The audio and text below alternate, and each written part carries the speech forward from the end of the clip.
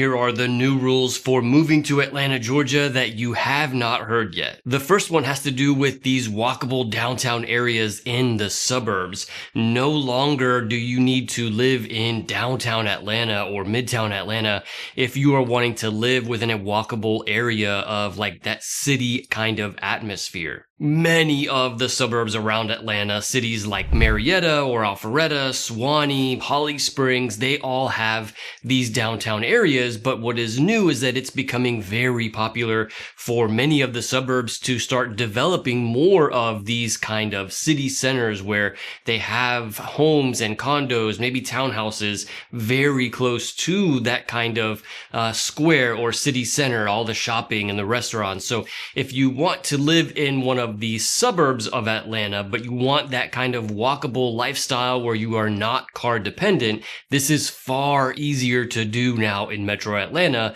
because of these city centers. Some of the newest cities that are starting to do this kind of development would be Holly Springs. Holly Springs is just south of Canton and just north of Woodstock.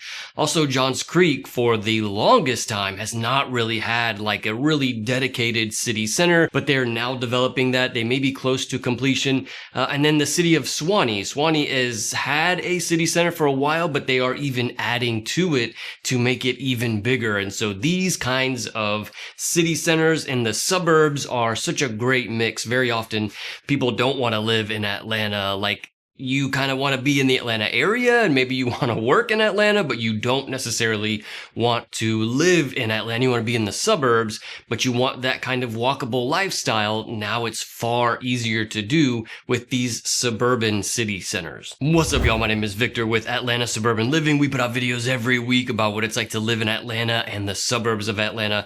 The second rule that you need to know about has to do with Airbnbs and short-term rentals.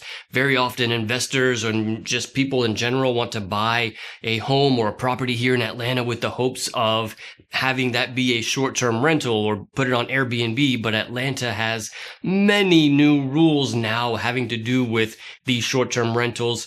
These rules are changing very regularly, so it's hard to keep up on what exactly those rules are, but some of the basics are that you have to have a short-term rental license, you have to have a business license maybe to do these kinds of short-term rentals or put the homes on Airbnb. Also, you definitely can't be like a individual owning multiple Airbnbs in Atlanta. Maybe for businesses they can do that, but this is one of the things that the city is really cracking down on, is individuals having like 5 to 10 Airbnbs around the city, and they don't even live in Atlanta. You know, they live in a different state, but they are managing these short-term rentals with like little to no regulation. This is what the city is trying to crack down on. So there's a lot more rules now having to do with these Airbnbs and short-term rentals.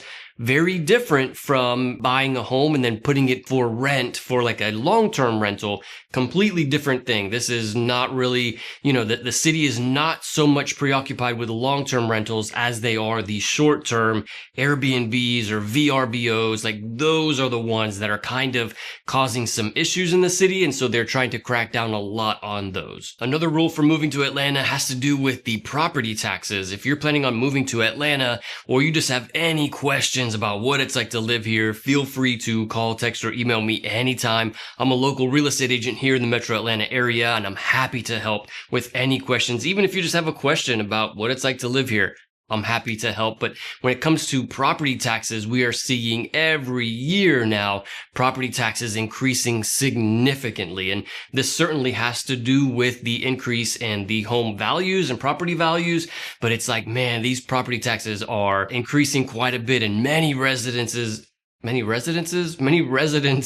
of Atlanta are kind of complaining about it. You know, I certainly don't like how much my property taxes have gone up, and this is a big issue for many people who live in Metro Atlanta. And then another one when it comes to property taxes is that some homes are in a county address, like they may be, for example, in Fulton County, and they may have an Atlanta address, but they're not paying the city of Atlanta taxes. They're paying Fulton County taxes. Some of those homes, though, are in the city of Atlanta, so they both have an Atlanta address, but some of those are just paying county taxes, and some of those homes are paying city of Atlanta taxes and Fulton County taxes. And this goes for all of the suburbs around Atlanta. And while this is not a new thing, it is certainly something that we don't talk enough about and you really need to be aware of. Like if you're planning on buying a home and you see that the property taxes for this $500,000 home are like $6,000 or $7,000 per year, well, that's cool, but that's just the county taxes. If that home is also in the city limits of Atlanta or Marietta or Suwanee or anywhere, then you will also be paying that same 6 or 7K in city taxes as well, coming out to a total of $12,000 to $14,000 per year for property taxes. And so you really need to be aware of where exactly these homes are. Is it only in the county or is it in the county and the city? It's never going to be just in the city. If it's in the city, it will also be in the county. Anyways, I know it's kind of complicated, but you just certainly have to be aware of where these homes are. Another one that many people are not talking about is how Metro Atlanta is quietly becoming an EV hub, electric vehicles and charging stations. We have Hyundai has recently opened a plant here in Metro Atlanta. Also, the Rivian plant is a big one that's kind of new. And so there are lots of emerging cities and suburbs that are taking care of EV vehicle owners, electric vehicle owners. And so lots more charging stations around the Metro Atlanta area. And it's quietly becoming more of a hub for these EVs. And so this is great. Certainly something that I like seeing here in Metro Atlanta and something that we don't really talk enough about. One rule for moving to Atlanta that is kind of new and I'm still really trying to wrap my brain around even is like these micro cultures that you're seeing in the neighborhoods of the Metro Atlanta area. I think it has to do with like people wanting to get off of social media and people wanting more community and more like neighbors, and people are wanting to have more relationships with their neighbors as we are becoming a society that's like super detached and on our devices, and like social media has kind of made us like super introverts. Like I think more people, especially around here, I'm seeing this all over Metro Atlanta. People are starting to actually meet their neighbors more, and the neighborhoods kind of have better community and more HOA involvement, and not HOA involvement like they're being difficult and kind of fining people for weeds and paint colors. Not HOA involvement like that, but people are actually going to the pool, going to the clubhouse, or, joining a tennis club there in their HOA. And so these kinds of neighborly community cultures are happening more in these neighborhoods. And that's certainly, I think, is happening a lot more. And I think is a product of people wanting to get out and meet their neighbors more. And this is a great place. Metro Atlanta is a great place for this, as we are very family friendly and wanting to be meeting our neighbors more. And so we're seeing this a lot here in the Metro Atlanta area. Another rule for living here in Metro Atlanta has to do with like the post-pandemic traffic patterns are a bit different now than maybe they used to be pre-pandemic. Some of these maybe more white-collar residents, the cities that have more white-collar workers, they tend to be not working in the office as much. Although many people are going back to the office, it's just not quite as common. And so you're seeing some of these cities like Alpharetta, maybe Roswell, certainly Milton, less people going to the office. And so these traffic patterns are a little different. Another one is like 7585 in the middle of Atlanta is now just always packed. There's always traffic on 7585. While it was pretty common pre-pandemic to have a lot of traffic on 7585, I mean, where 75 and 85 literally merge into one, that area there near downtown, midtown, kind of had traffic like regularly during rush hour, but now it's like literally all the time. Nights, weekends, daytime, evening time, holidays. I mean, especially holidays. There's always traffic there. It's always bumper to bumper. So you can't really go through Atlanta without being in that bumper to bumper traffic for that stretch of whatever it is, 2 to 3 miles, 75, 85 in the middle of Atlanta. And then speaking of downtown and midtown Atlanta, one that you really need to be aware of is the new Centennial Yards development that they're building right around Mercedes-Benz Stadium. This used to be, I guess it's currently called the Gulch, and it's kind of like a old train station. I think a little history lesson for you. Atlanta used to be called Terminus way back in the day. I think maybe pre-Civil War.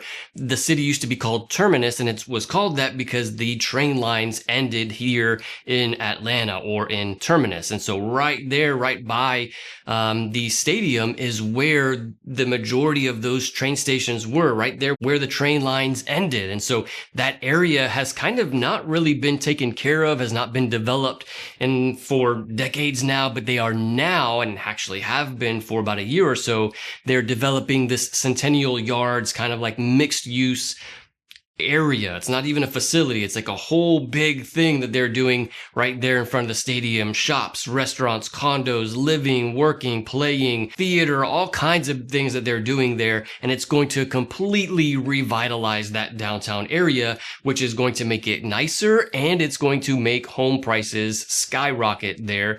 Already home prices are being affected by the development of Centennial Yards, but certainly they're going to continue to increase more so than some of these surrounding areas that aren't being as developed as Centennial Yards. And then a big one that you really need to take into account if you plan on moving to Atlanta is the cost of living here in Metro Atlanta. While it used to be a much lower option for if you're wanting to be in a big city, a major US city, Atlanta was super low on the cost of living. This is not the case anymore. It may be still a lower cost of living than LA or a lower cost of living than Miami or New York, but the cost of living here has certainly increased. And so there are different parts of Metro Atlanta that cost less and certain parts of Metro Atlanta that cost a lot more. And so the cost of living here has significantly changed in the last few years. In fact, I've made an entire video outlining the monthly expenses of an Atlanta resident. You can check out that video right here. I'll see you in the next one.